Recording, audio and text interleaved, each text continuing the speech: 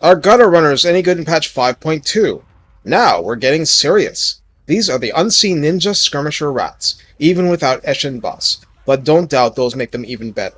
Still, let's go over how good they are for Skaven in general. Recruited for 700 gold and 175 upkeep, a big step up from normal.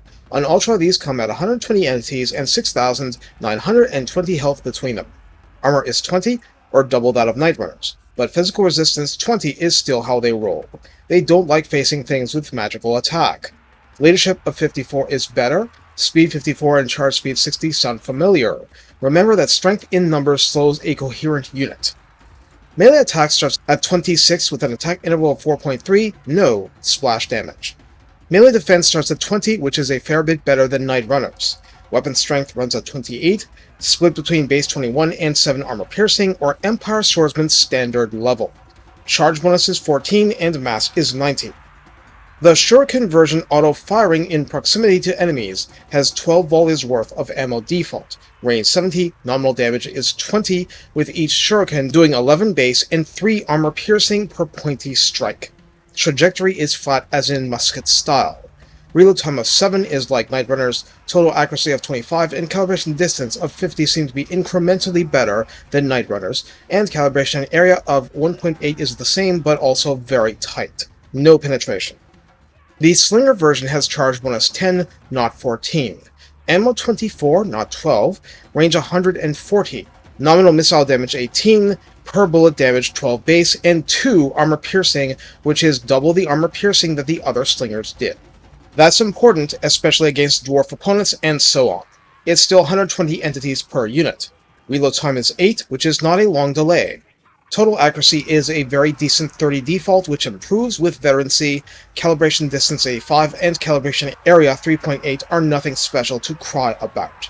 Now, while the Shuriken base variant has firewheels moving and Slingers don't, both have Vanguard deployment, strength in numbers, scurry away, stalk, which is important, and snare net, which creates a 35-meter range hex reducing enemy speed and charge speed 10%. There are also poison variants requiring a particular building to be available. They are exactly the same, except they inflict poison and costing 750 gold and 187 upkeep, unlike the regular variants, which cost the same as each other either way.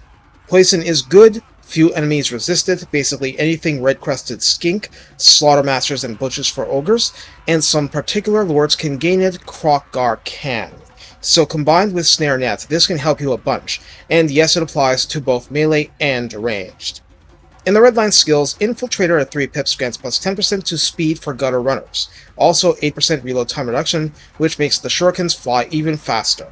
At rank 7, Gutter Wise adds plus 5 leadership and plus 15% range, which is very useful. In the tech tree, Enormous Caches from way off in the Ferocious tree offers plus 25% ammunition for infantry quote-unquote.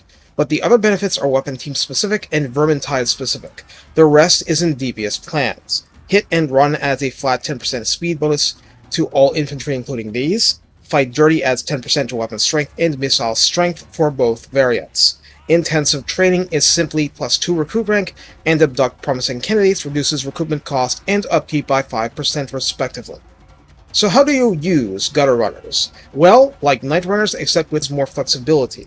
Allowing one-stop shopping for backcapping settlements, to a point, they made that harder now.